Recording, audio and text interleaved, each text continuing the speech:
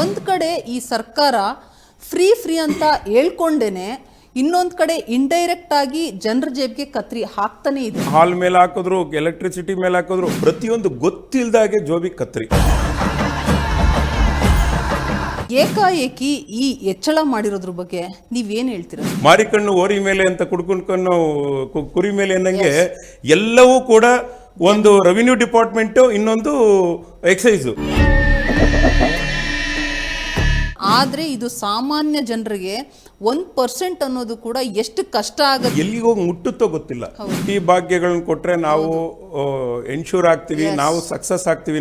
100% failure ಸರ್ಕಾರ madam.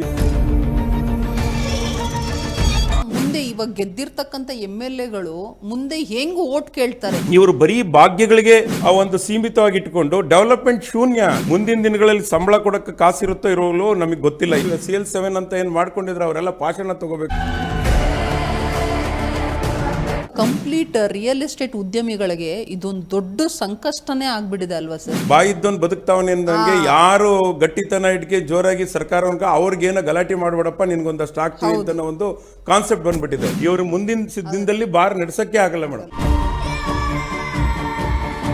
Tax ಭೂತ life ಆಯ್ತು ತುಂಬಾ ಕಾಸ್ಟ್ಲಿ. ವಿಶೇಷ ಕಾರ್ಯಕ್ರಮಕ್ಕೆ ಸ್ವಾಗತ. ನಾನು ಕುಸ್ಮಾ.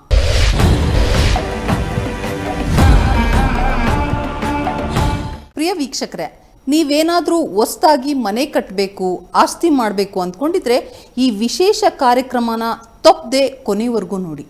ಹೌದು, ಏನು ಈ ರಾಜ್ಯ ಸರ್ಕಾರ ದಿನದಿಂದ ದಿನಕ್ಕೆ ಒಂದೊಂದೇ ಬೆಲೆನ ಹೆಚ್ಚಳ ಮಾಡ್ತಾನೇ ಇದೆ. ಇತ್ತೀಚೆಗೆ ತಾನೇ ಹಾಲು, ಮೊಸರು, ಕರೆಂಟ್, ಬಸ್ ಟಿಕೆಟ್ ದರವನ್ನು ಕೂಡ ಹೆಚ್ಚಳ ಮಾಡಿತ್ತು. ಇದೀಗ ಜನರಿಗೆ ಮತ್ತೊಂದು ಬಿಗ್ ಶಾಕ್ ನೀಡಿದೆ. ಒಂದು ಕಡೆ ಈ ಸರ್ಕಾರ ಫ್ರೀ ಅಂತ ಹೇಳ್ಕೊಂಡೇನೆ ಇನ್ನೊಂದು ಕಡೆ ಇಂಡೈರೆಕ್ಟ್ ಆಗಿ ಜನರ ಜೇಬ್ಗೆ ಕತ್ರಿ ಹಾಕ್ತಾನೆ ಇದೆ. ಇದೀಗ ಕಂದಾಯ ಇಲಾಖೆ ಕೂಡ ಬಿಗ್ ಶಾಕ್ ನೀಡಿದೆ. ಅದೇನಪ್ಪ ಅಂದರೆ ಆಸ್ತಿ ನೋಂದಣಿ ಶುಲ್ಕವನ್ನು ದಿಢೀರ್ನೆ ಹೆಚ್ಚಳ ಮಾಡಿರೋದು. ಇದರಿಂದ ಸಾಮಾನ್ಯ ಜನರು ಹಾಗೂ ರಿಯಲ್ ಎಸ್ಟೇಟ್ ಉದ್ಯಮಿದಾರರು ಕೂಡ ಅವ್ರ ಮೇಲೂ ಕೂಡ ಎಫೆಕ್ಟ್ ಆಗತ್ತೆ. ಹಾಗಾದರೆ ಈ ಟ್ಯಾಕ್ಸ್ ಹೆಚ್ಚಳ ಮಾಡಿರೋದು ಯಾಕೆ, ಮತ್ತೆ ಎಷ್ಟು ಮಾಡಿದೆ, ಅದು ಯಾವ ರೀತಿ ಪರಿಣಾಮ ಬೀರುತ್ತೆ ಅನ್ನೋದ್ರ ಬಗ್ಗೆ ಚರ್ಚೆ ಮಾಡ್ತಾ ಹೋಗೋಣ. ಈ ವಿಚಾರವಾಗಿ ನಮ್ಮ ಜೊತೆ ಚರ್ಚೆ ಮಾಡಲು ತುಮಕೂರಿನ ಹೆಸರಾಂತ ಸ್ಫೂರ್ತಿ ಡೆವಲಪರ್ಸ್ನ ಮಾಲೀಕರಾದಂಥ ಸ್ಫೂರ್ತಿ ಚಿದಾನಂದ್ ಸರ್ ಇದ್ದಾರೆ. ಅವರನ್ನು ಕಾರ್ಯಕ್ರಮಕ್ಕೆ ಬರಮಾಡ್ಕೊಳ್ಳೋಣ. ಸರ್, ಕಾರ್ಯಕ್ರಮಕ್ಕೆ ನಮಸ್ತೆ ಮೇಡಮ್. ಸರ್, ಏಕಾಏಕಿ ಈ ಹೆಚ್ಚಳ ಮಾಡಿರೋದ್ರ ಬಗ್ಗೆ ನೀವೇನು ಹೇಳ್ತೀರಾ ಸರ್? ತುಂಬ ವಿಷಾದನೀಯ ಒಂದು ಅಂಶ ಅಂತ ಹೇಳಬೇಕಾಗತ್ತೆ. ಆಘಾತಕಾರಿ ಕೂಡ. ಸಾರ್ವಜನಿಕರು, ಯಾಕೆಂದರೆ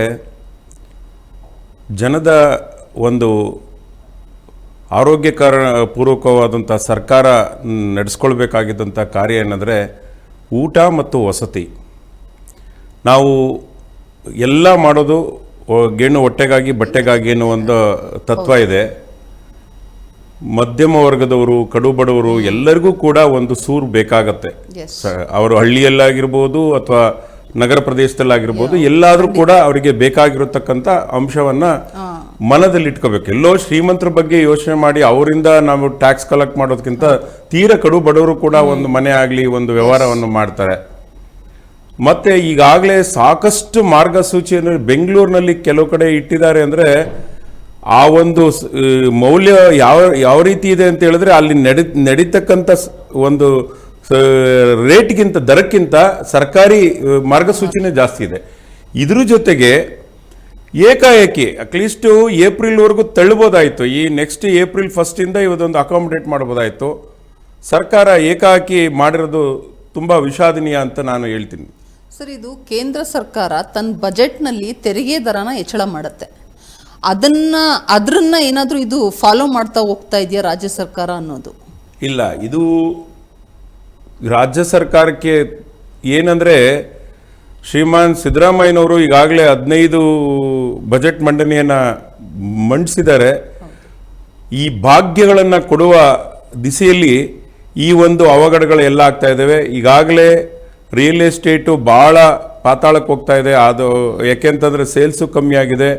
ಮತ್ತು ಸಾಕಷ್ಟು ನ್ಯೂನತೆಗಳನ್ನ ಸರ್ಕಾರ ತರ್ತಾನೆ ಇದೆ. ಈ ಖಾತಾ ಆಗಿರ್ಬೋದು, ಮತ್ತು ನಮಗೆ OC CC ಇವೆಲ್ಲವೂ ಕೂಡ ಪರಿಣಾಮ ರಿಯಲ್ ಎಸ್ಟೇಟು ಈಗಾಗಲೇ IGR ಆಫೀಸಿಂದ ಮೀಟಿಂಗ್ ಸಹಿತ ಮಾಡಿದ್ದಾರೆ. ನಮ್ಮ ಏನು ಈ ವರ್ಷ ನಾವು ನಿರೀಕ್ಷೆ ಮಾಡಿರ್ತಕ್ಕಂಥ 28,000 ಕೋಟಿ ಬಜೆಟ್ ಬರ್ತಾ ಇಲ್ಲ ಅಂತ.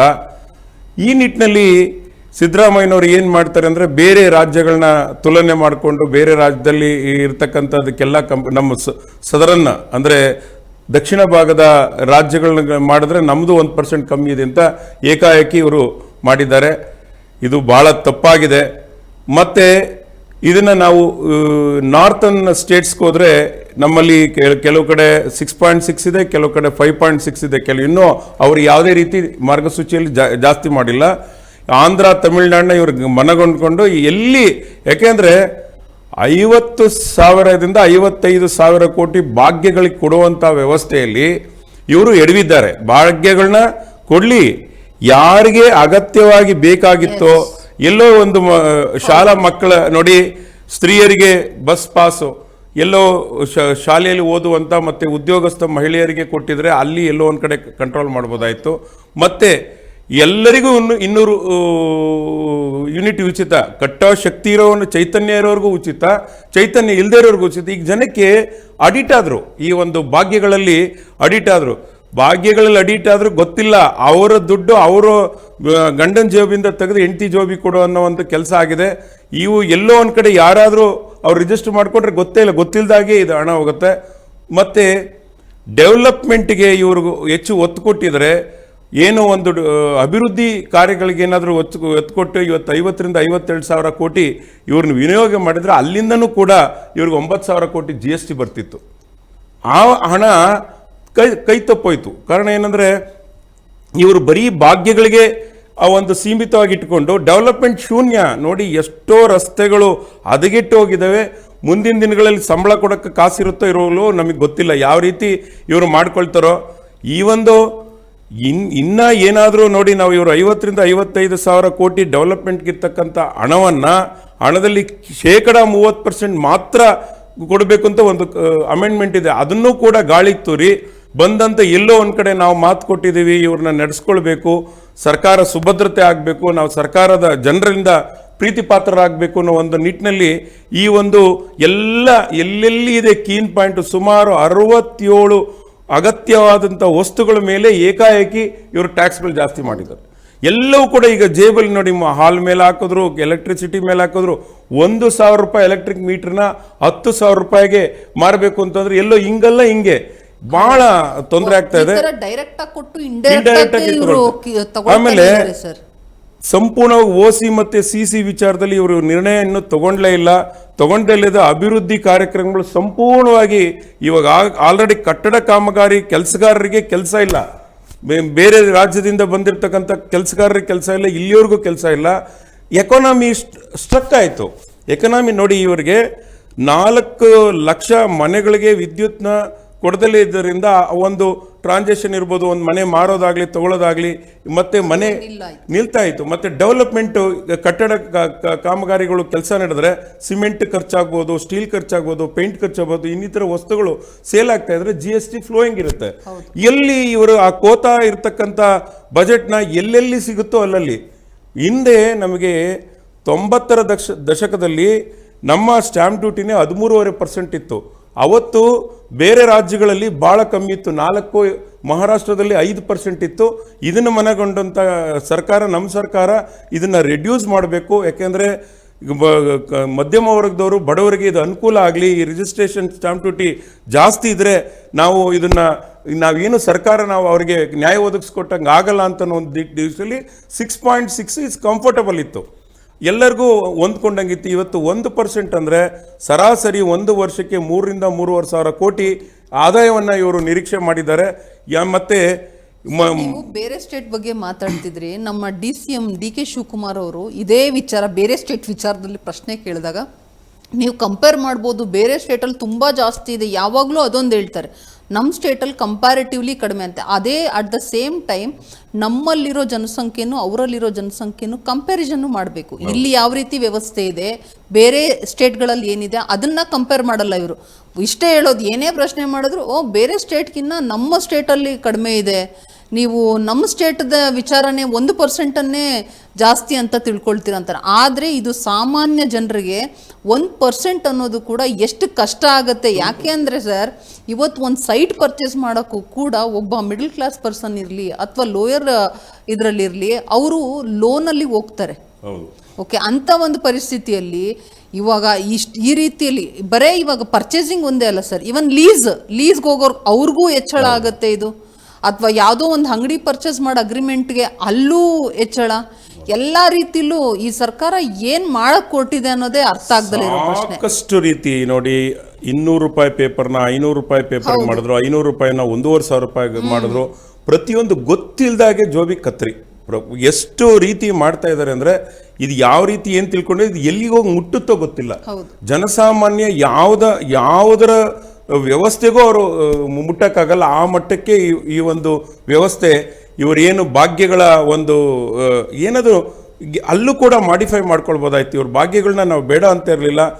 ನಿಜವಾಗಿ ಅರ್ಹ ಫಲಾನುಭವಿಗಳು ಯಾರಿದ್ದಾರೆ, ಮತ್ತೆ ಸಮಾಜದ ಕಟ್ಟಕಡೆಯ ವ್ಯಕ್ತಿ, ಮತ್ತೆ ದೀನದಲಿತ ಅಥವಾ ಕಡು ಬಡವನಿಗೆ ಹುಡುಕಿಕೊಳ್ಳುವಂಥದ್ದು ಎಲ್ಲರಿಗೂ ಕೂಡ, ಎಲ್ಲ ಸ್ತ್ರೀಯರಿಗೂ ಒಂದೇ, ಎಲ್ಲ ಮಿಡಲ್, ಎಲ್ಲ ಫ್ಯಾಮಿಲಿಗೂ ಎಲೆಕ್ಟ್ರಿಕ್ಕು, ಎಲ್ಲ ಇವರಿಗೆ ಭಾಗ್ಯಗಳು ಎಲ್ಲಿ ಆಗತ್ತೆ ಈ ಒಂದು. ಯಾಕೆಂದ್ರೆ ಒಂದು ಮನೆ ನಡೆಸೋದೇ ಕಷ್ಟ ಆಗಿದ್ದಾಗ ಇವರು ನಾನು ಇಡೀ ರಾಜ್ಯಕ್ಕೆ ನಾನು ಎಲ್ಲ ಕೊಡ್ತೀವಿ ಅನ್ನೋದು, ಫ್ರೀಯಾಗಿ ಕೊಡ್ತೀವಿ ಅನ್ನೋದು ಎಷ್ಟು ಇದು ನೈಜತೆ, ಇದ್ರ ಬಗ್ಗೆ ಯಾರು ಮಾತಾಡ್ತಾರೆ ಅನ್ನೋದು ಗೊತ್ತಾಗ್ತಿಲ್ಲ. ಎಷ್ಟು ಮಾತಾಡಿದ್ರು ಸರ್ಕಾರ ಮಾತ್ರ ಇದ್ರ ಬಗ್ಗೆ ಇಲ್ಲ, ಎಲ್ಲೋ ಒಂದ್ ಕಡೆ ಅವರು ಚೇಂಜಸ್ ಮಾಡಿ ಇದನ್ನೊಂದು ಹೌದು ಇಲ್ಲ ನಾವು ಮಾಡ್ತಿರೋದ್ರಲ್ಲಿ ಒಂದಷ್ಟು ಬದಲಾವಣೆ ಮಾಡಲೇಬೇಕು ಅನ್ನೋ ಮನಸ್ಥಿತಿ ಕೂಡ ಇಲ್ಲ ಸರ್.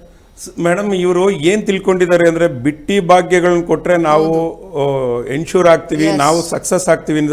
ನಿಜಕ್ಕೂ ಕೂಡ ತಪ್ಪು. ಇವತ್ತು ಎಲ್ಲ ಜನಸಾಮಾನ್ಯರು, ನಾಗರಿಕರು, ಅವರು ಕೂಡ ಯೋಚನಾ ಶಕ್ತಿ ಇದೆ, ಮತ್ತೆ ಅವ್ರಿಗೂ ಕೂಡ ಡೆವಲಪ್ಮೆಂಟ್ಗೆ ಆದ್ಯತೆನೇ ಕೊಡದೇ ಇದ್ದಾಗ ಮುಂದಿನ ದಿನಗಳಲ್ಲಿ MLAಗಳು ತಾನೇ ಯಾವ ರೀತಿ ಹೋಗಿ ಓಟ್ ಕೇಳ್ತಾರೆ, ಯಾವ ಒಂದು ನೈತಿಕತೆ ಇಟ್ಕೊಂಡು ಓಟ್ ಕೇಳ್ತಾರೆ ಮೇಡಮ್. ಏನು ಡೆವಲಪ್ ಮಾಡಿದ್ಯಪ್ಪ ನಿಮ್ಮ ಯಾಕೆಂದ್ರೆ 50,000 ಕೋಟಿ ಇದ್ರೆ ನಮ್ಮಲ್ಲಿ 220 ಜನ MLAಗಳಿಗೆ ಕಮ್ಮಿ ಅಂತಂದ್ರೂ 20 ಕೋಟಿ 25 ಕೋಟಿ ಅವರಿಗೆ ಫಂಡ್ಸ್ ಹಾಕ್ಸ್ಬೋದಾಯ್ತು. ಅವರು ಆ ಮಿನಿಮಮ್ ಆ ಒಂದು MLAಗಳಿಗೆ 20 ಕೋಟಿ ಅನುದಾನ ಸಿಕ್ಕಿದ್ರು ಅವ್ರು ಏನೋ ಒಂಥರ ಈ ಸರ್ಕಾರದಲ್ಲಿ ಈಗ 50,000 ಕೋಟಿ ಇದ್ರೆ 200 ಕೋಟಿ ಹಾಕ್ಬೋದಾಯ್ತು ಮೇಡಮ್. 200 ಕೋಟಿ ಅವ್ರು ಹಾಕಿ 200 ಚಿಲ್ಲರೆ ಕೋಟಿ ಒಂದೊಂದು ಕಾನ್ಸ್ಟಿಟ್ಯೂನ್ಸಿ ಕೊಟ್ಟಿದ್ರೆ ಅವ್ರು ಡೆವಲಪ್ಮೆಂಟ್ ಮಾಡಿದ್ರೆ. ಸರ್, ನಾವು 100 ಕೋಟಿ ಬಗ್ಗೆ ಮಾತಾಡ್ತಿದೀವಿ. ಅಟ್ಲೀಸ್ಟ್ 25-30 ಕೋಟಿ ಸಿಕ್ಕಿದ್ರು ಈಗ ಈ ವ್ಯವಸ್ಥೆ ಮಾಡ್ಬೋದು ಅನ್ನೋ ಮನಸ್ಥಿತಿಲಿ ಯಾಗಾಗಿದೆ ಅಂದ್ರೆ, ಈ ಸರ್ಕಾರದಲ್ಲಿ ಬಾಯಿದ್ದೊಂದು ಬದುಕ್ತಾವನೆ ಅಂದಂಗೆ ಯಾರು ಗಟ್ಟಿತನ ಇಟ್ಕೆ ಜೋರಾಗಿ ಸರ್ಕಾರವನ್ಕ ಅವ್ರಿಗೇನೋ ಗಲಾಟೆ ಮಾಡ್ಬೇಡಪ್ಪ, ನಿನ್ಗೊಂದಷ್ಟು ಆಗ್ತೀವಿ ಅಂತ ಒಂದು ಕಾನ್ಸೆಪ್ಟ್ ಬಂದ್ಬಿಟ್ಟಿದೆ. ಬಾಯಿದ್ದವ್ರು ಬದುಕ್ತಾ ಇದ್ದಾರೆ. ಏನು ಕೇಳದೇ ಇರೋರು MLAಗಳು, ಆಮೇಲೆ ವಿರೋಧ ಪಕ್ಷದ MLAಗಳಿಗೆ ಏನೂ ಸಿಗ್ತಾ ಇಲ್ಲ. ಮತ್ತೆ ಇದರಿಂದ ಮುಂದೆ ಇವಾಗ ಗೆದ್ದಿರ್ತಕ್ಕಂಥ MLAಗಳು ಮುಂದೆ ಹೆಂಗ್ ಓಟ್ ಕೇಳ್ತಾರೆ? ಈ ಪರಿಸ್ಥಿತಿ, ಈ ವಾತಾವರಣನ ಈ ಸರ್ಕಾರ ಕ್ರಿಯೇಟ್ ಮಾಡಿದೆ. 100% ಫೇಲ್ಯೂರ್ ಸರ್ಕಾರ ಮೇಡಮ್. ಇದರಲ್ಲಿ ಯಾವುದೇ ರೀತಿ ಇದಿಲ್ಲ. ಅವ್ರ ಮನಸ್ಸಲ್ಲಿ ಅವರು ಬಡವರಿಗೆ ಅನ್ನ ಕೊಟ್ಟಿದ್ದಾರೆ, ಕೊಡ್ಲಿ, ನಾವು ಅದನ್ನ ಬೇಡ ಅಂತೇಳಿ. ಇಲ್ಲೋ ಒಂದ್ ಕಡೆ ಹೆಣ್ಮಕ್ಳಿಗೆ ನೀವು ಯಾರು ಉದ್ಯೋಗಸ್ಥ ಮಹಿಳೆ ಆಗಿರ್ಬೋದು, ಮತ್ತೆ ಶಾಲೆಗೆ ಹೋಗಿರೋ ಮಕ್ಳಿಗೆ ಕೊಟ್ಟಿದ್ರೆ ಬೇಡ ಅಲ್ಲ. ಇದನ್ನು ಮಾಡಿಫೈ ಮಾಡಿ 30%, 15,000 ಕೋಟಿಯಿಂದ ಅದನ್ನ 30% ಗೆಲ್ಸಿದ್ರೆ 50,000 ಕೋಟಿಲಿ 15,000 ಕೋಟಿ ಕೊಟ್ಟಿದ್ರೆ 35,000 ಕೋಟಿ ಏನಾದ್ರೂ ಡೆವಲಪ್ಮೆಂಟ್ಗೆ ಇತ್ತಿದ್ರೆ ಇವೆಲ್ಲ ಸಣ್ಣ ಪುಟ್ಟ ಯಾಕೆಂದ್ರೆ ಇವಾಗ ಏನಿದೆ ಇದನ್ನ ಕಾಂಪನ್ಸೇಟ್ ಮಾಡಕ್ ಹೋದ್ರೆ ಸಿದ್ದರಾಮಯ್ಯನವರು ಏನು ಪ್ರಜ್ಞಾವಂತರು, ಅವ್ರೇನು ಮಾಡ್ತಾರೆ ಅಂದ್ರೆ, ಬೇರೆ ಸ್ಟೇಟ್ಗಳಲ್ಲಿ ಎಲ್ಲಿ ಯಾವ್ದು ಜಾಸ್ತಿ ಇದೆ ಕಮ್ಮಿ ಇರೋದವ್ರು ನೋಡಲ್ಲ. ಬೇರೆ ಸ್ಟೇಟ್ ಅಲ್ಲಿ ಕಮ್ಮಿ ಇರೋ ಟ್ಯಾಕ್ಸ್ಗಳ ಬಗ್ಗೆ ಮಾತಾಡಲ್ಲ. ಅದನ್ನ ನಾವು ಇಳಿಸ್ಬೇಕು ಅಂತ ಸಾಕಷ್ಟು ಅದು ತುಲನೆ ಮಾಡಿದ್ರೆ ಸಾಕಷ್ಟು ನಾನು ಲಿಸ್ಟ್ ಕೊಡ್ತೀನಿ. ಬೇರೆ ರಾಜ್ಯದಲ್ಲಿ ಸಾಕಷ್ಟು ಕಮ್ಮಿ ಇದಾವೆ, ಅವನ್ನೇನಿಲ್ಲ. ಯಾವುದು ಇವರಿಗೆ ಕಂಪೇರ್ ಮಾಡಿಕೊಂಡು ನಮ್ಮ ರಾಜ್ಯದಲ್ಲಿ ಕಮ್ಮಿ ಇದು ಜಾಸ್ತಿ ಇದೆ, ಅದನ್ನ ಇಮಿಡಿಯೇಟ್ ಆಗಿ ಎಫರ್ಟ್ ಮಾಡೋದು. ಅಧಿಕಾರಿಗಳಿಗೆ ಹೇಳ್ತಾರೆ, ಎಲ್ಲ ಕಂಪೇರ್ ಮಾಡ್ತಾರೆ. ಇದನ್ನ ಮಾಡಿ ನೋಡಿ. ಇವತ್ತು 1% ಮತ್ತೆ ಇನ್ನ ಎಕ್ಸೈಸ್ ಡಿಪಾರ್ಟ್ಮೆಂಟಲ್ಲಂತೂ ಅಧೋಗತಿ ಮೇಡಮ್. ಯಾವ ಮಟ್ಟಕ್ಕೆ ಅಂದರೆ, ಕೆಲವರು ಏನು ಈ ಹೊಸ ಲೈಸೆನ್ಸ್ಗಳು CL7 ಅಂತ ಏನು ಮಾಡ್ಕೊಂಡಿದ್ರೆ ಅವರೆಲ್ಲ ಪಾಷಾಣ ತಗೋಬೇಕು. ಯಾಕೆಂದರೆ 40,000 ರಿಂದ 50,000 ರೂಪಾಯಿ ವ್ಯಾಪಾರ ಆಗೋರು ಇವರು ಮುಂದಿನ ದಿನದಲ್ಲಿ ಬಾರ್ ನಡೆಸೋಕ್ಕೆ ಆಗಲ್ಲ ಮೇಡಮ್. ಆ ಮಟ್ಟಕ್ಕಾಗಿದೆ. ಯಾಕೆಂದ್ರೆ ಮಾರಕ್ಕೂ ಹೌದು ಮೇಡಮ್, 1.5 ಟೈಮ್ಸ್ ಮಾಡಿದ್ದಾರೆ ಲೈಸೆನ್ಸ್ ನ, ತಿರ್ಗಾ ಅರ್ಧ ಏನೋ ಒಂದು 10% ರೈಸ್ ಮಾಡಬೇಕು. ಮತ್ತೆ ಈಗ ಆಗಿರ್ತಕ್ಕಂಥ ವ್ಯವಸ್ಥೆಯಲ್ಲಿ ಅಂದ್ರೆ ಇವ್ರು ಏನಂದ್ರೆ ಈ ಒಂದು ಏನು ಹೇಳ್ತಾರಲ್ಲ, ಮಾರಿಕಣ್ಣು ಓರಿ ಮೇಲೆ ಅಂತ ಕುಡ್ಕೊಂಡು ಕುರಿ ಮೇಲೆ ಅನ್ನಂಗೆ ಎಲ್ಲವೂ ಕೂಡ ಒಂದು ರೆವಿನ್ಯೂ ಡಿಪಾರ್ಟ್ಮೆಂಟ್, ಇನ್ನೊಂದು ಎಕ್ಸೈಸ್. ಸರ್, ಈ ರೆವಿನ್ಯೂ ಡಿಪಾರ್ಟ್ಮೆಂಟ್ ವಿಚಾರವಾಗಿ ನಾವು ಮೊದಲನೇದಾಗಿ ಈ ಸರ್ಕಾರ ಫೇಲ್ ಮಾಡಿದ ಈ ಖಾತಾ ವಿಚಾರದಲ್ಲಿ. ಈ ಖಾತಾ ವಿಚಾರ ಬಂದಿದ ತಕ್ಷಣ ಆಲ್ಮೋಸ್ಟ್ ಬೆಂಗಳೂರಿನ ಡೆವಲಪರ್ಸ್ ಎಲ್ಲರಿಗೂ ತುಂಬ ದೊಡ್ಡ ಹೇಟ್ ಬಿತ್ತು. ಮತ್ತೆ ನೆಕ್ಸ್ಟ್ ಬಂದರೆ ಕನ್ಸ್ಟ್ರಕ್ಷನ್ ಡಿಪಾರ್ಟ್ಮೆಂಟ್, ಅವರು ಕನ್ಸ್ಟ್ರಕ್ಷನ್ ವಿಚಾರದಲ್ಲಿ ಬಂದಾಗ ಅಲ್ಲೂ ಅಷ್ಟೇ ತುಂಬ ದೊಡ್ಡ ಹೊಡೆತ ಬಿತ್ತು. ಇವಾಗ ರಿಜಿಸ್ಟರ್ ವಿಚಾರ ಈ ವಿಚಾರ ಬಂದಾಗ ಕಂಪ್ಲೀಟ್ ರಿಯಲ್ ಎಸ್ಟೇಟ್ ಉದ್ಯಮಿಗಳಿಗೆ ಇದೊಂದು ದೊಡ್ಡ ಸಂಕಷ್ಟನೇ ಆಗ್ಬಿಟ್ಟಿದೆ ಅಲ್ವಾ ಸರ್? ಮೇಡಮ್, ರಿಯಲ್ ಎಸ್ಟೇಟ್ನವ್ರಿಗಂತೂ ನೋಡಿ ಮೇಜರು ರೇರಾ ಬಂತು ಮೇಡಮ್. ಎಸ್, ರೇರಾ ಬಗ್ಗೆ ಯಾವ ಒಂದು ಶಾಸಕರಾಗ್ಲಿ ಮತ್ತೆ ಏನಾಗ್ಲಿ ಒಂದು ಸದನದಲ್ಲಿಟ್ಟು ಏನಾಗ್ತಾ ಇದೆ ನೋಡಿ, 117 ಡಾಕ್ಯುಮೆಂಟ್ ಫರ್ನಿಶ್ ಮಾಡಬೇಕು. ಕಂಪ್ಲೀಟ್ ಆ ಕಾನ್ಸೆಪ್ಟು ಇವರು ಅದನ್ನ ಅಮೆಂಡ್ಮೆಂಟ್ ಮಾಡಿ ಅದನ್ನ ಸರಳತೆ ಮಾಡಿ ನೋಡಿ. ಇವಾಗ ಆಂಧ್ರದಲ್ಲಿ, ತೆಲಂಗಾಣ ಮತ್ತು ಈಗ ಹೈದರಾಬಾದ್ನಲ್ಲಿ ಡೆವಲಪ್ಮೆಂಟ್ ಏನಾದರೂ ಕಂಪೇರ್ ಮಾಡಿಕೊಂಡ್ರೆ, ನಾವು ಒಂದು 20 ವರ್ಷ ಮುಂಚೆ ಬೆಂಗಳೂರು ಕಂಪೇರ್ ಮಾಡಿದ್ರೆ ಡೆವಲಪ್ಮೆಂಟ್ ಭಾಳ ಚೆನ್ನಾಗಿತ್ತು. ಇವತ್ತು ಕಂಪ್ಯಾರಿಟಿವ್ಲಿ ಆಂಧ್ರ ಭಾಳ ವಿಗರಸ್ ಡೆವಲಪ್ಮೆಂಟ್ ಹೋಗಿದೆ ಕನ್ಸ್ಟ್ರಕ್ಷನ್. ಯಾಕೆ ಅಂದರೆ ಎಲ್ಲ ಸಿಂಗಲ್ ವಿಂಡೋ ಮಾಡಿದ್ದಾರೆ ಮೇಡಮ್. ಎಲ್ಲ ಲೈಸೆನ್ಸ್ ಒಂದೇ ಕಡೆ. ಯಾಕೆಂದ್ರೆ ಅವ್ನು ಡೆವಲಪರ್ ಬಂದು ಒಂದು 50 ಫ್ಲೋರ್ ಕಟ್ತಾನ, 100 ಫ್ಲೋರ್ ಕಟ್ತಾನ, ಅವನಿಗೆ ಏನು ಆದ್ಯತೆ ಕೊಡಬೇಕೋ ಅದು. ಇಲ್ಲಿ ಏನಾಗಿದೆ, ಈ ಒಂದು ಸರ್ಕಾರ ಬಂದಾಗಿಂದ ಸ್ಕ್ವೀಸ್ ಮಾಡೋದು, ಎಷ್ಟು ಬರುತ್ತೆ, ಏನು ಬರುತ್ತೆ, ಎಲ್ಲೆಲ್ಲಿ ದುಡ್ಡು ಇದರಲ್ಲಿ 1ನಲ್ಲಿ ಏನು ತೆಗಿಬೋದು, 2ನಲ್ಲಿ ಏನು ತೆಗಿಬೋದು ಅನ್ನೋ ಒಂದು ಮಟ್ಟನೇ ಯೋಚನೆ ಮಾಡಿ ಎಲ್ಲರಿಗೂ ಕೂಡ ಡಿಪ್ರೆಷನ್ಗೆ ಹೋಗ್ಬಿಟ್ಟಿದ್ದಾರೆ. ಯಾವುದು ಬೇಡಪ್ಪ, ಈ ಇದೇ ಸವಾಸನ ಬೇಡ ನಮಗೆ, ಬಾಂಬೆ ಇನ್ನೂ ದೊಡ್ಡ ದೊಡ್ಡ ಬಿಲ್ಡರ್ ಎಲ್ಲ ಬಾಂಬೆ, ದುಬೈ ಈ ಮಟ್ಟಕ್ಕೆ ಆರಿಸ್ಕೊಳ್ತಾ ಇದ್ದಾರೆ. ಇವತ್ತು ನಮ್ಮಲ್ಲಿ ಆ ಡೆವಲಪ್ಮೆಂಟ್ಗೆ ಆದ್ಯತೆ ಇದೆ. ಫಾಸ್ಟ್ ಗ್ರೋಯಿಂಗ್, ಅದರಲ್ಲೂ ಕೂಡ ಬೆಂಗಳೂರು ತುಂಬ ಅಭಿವೃದ್ಧಿ ಪಡ್ತಕ್ಕಂಥ ರಾಜ್ಯ ಆಗಿದೆ, ಇದು ನಮ್ಮ ನಗರ ಆಗಿದೆ. ಕರ್ನಾಟಕ ಎಲ್ಲ ಡಿಸ್ಟ್ರಿಕ್ಟ್ ಡೆವಲಪ್, ಈ ಒಂದು ನಿಟ್ಟನ್ನು ಯೋಚನೆ ಮಾಡಿ ಡೆವಲಪ್ಮೆಂಟ್ಗೆ ಎಷ್ಟು ಆದ್ಯತೆ ಕೊಡಬೇಕು, ಮತ್ತು ಡೆವಲಪರ್ಗಳಿಗೆ ಏನು ಒಂದು ಯೂಸರ್ ಫ್ರೆಂಡ್ಲಿ ಥರ ಇಲ್ಲ, ನಾವಿದ್ದೀವಿ ನೀವೆಲ್ಲ ಬನ್ನಿ. ಯಾಕೆಂದರೆ ಯಾವುದೇ ಒಂದು ರಾಜ್ಯವನ್ನ, ಯಾವುದೇ ಒಂದು ನಗರವನ್ನ ಡೆವಲಪ್ ಮಾಡಬೇಕಾದ್ರೆ ರಾಜ್ಯ ಸರ್ಕಾರ ಒಬ್ಬರೇ ಮಾಡೋಕ್ಕಾಗಲ್ಲ.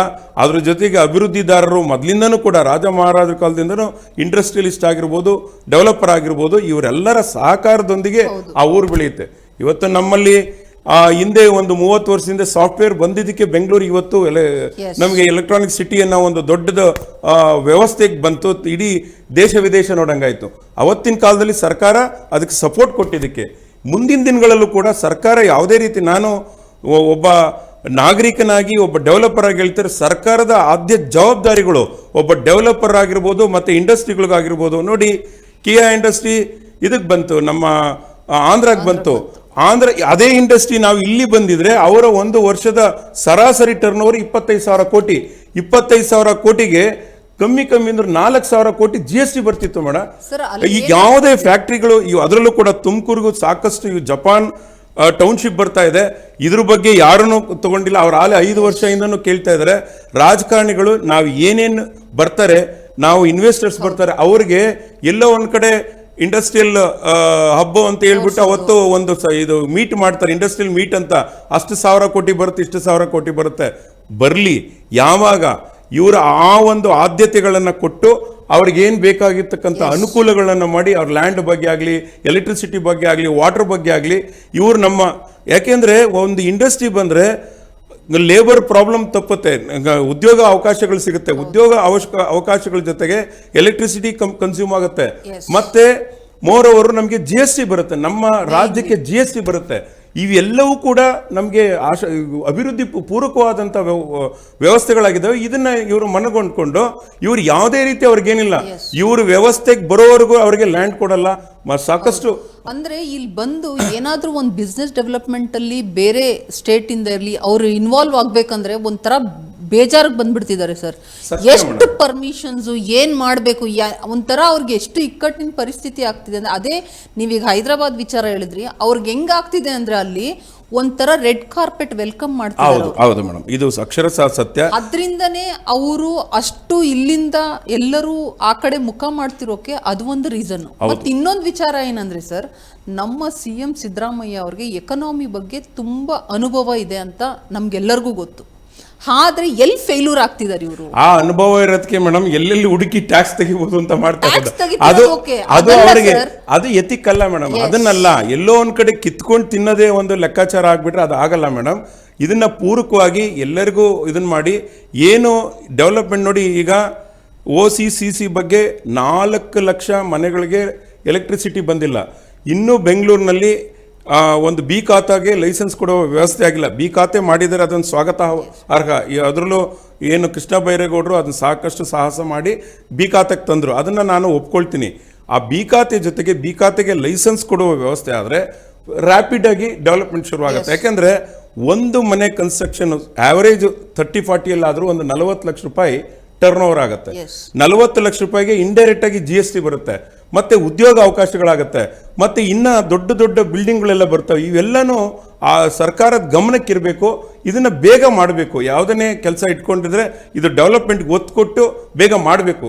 ಮತ್ತೆ ಎಲ್ಲೋ ಒಂದು ಕಡೆ ಈ ಸರ್ಕಾರ ಕೇಂದ್ರ ಸರ್ಕಾರದ ಜೊತೆ ಒಂದು ಒಳ್ಳೆ ಒಡನಾಟ ಇಟ್ಕೊಳ್ಳೋ ವಿಚಾರದಲ್ಲಿ ಏನೇ ಒಂದು ಫಂಡ್ಸ್ ತರೋ ವಿಚಾರ ಇರಲಿ, ಏನೇ ವಿಚಾರ ಎಲ್ಲೋ ಒಂದು ಕಡೆ ಫೇಲ್ಯೂರ್ ಆಗ್ತಿದೆ ಅಂತ ಅನ್ನಿಸ್ತಿಲ್ವಾ ಸರ್?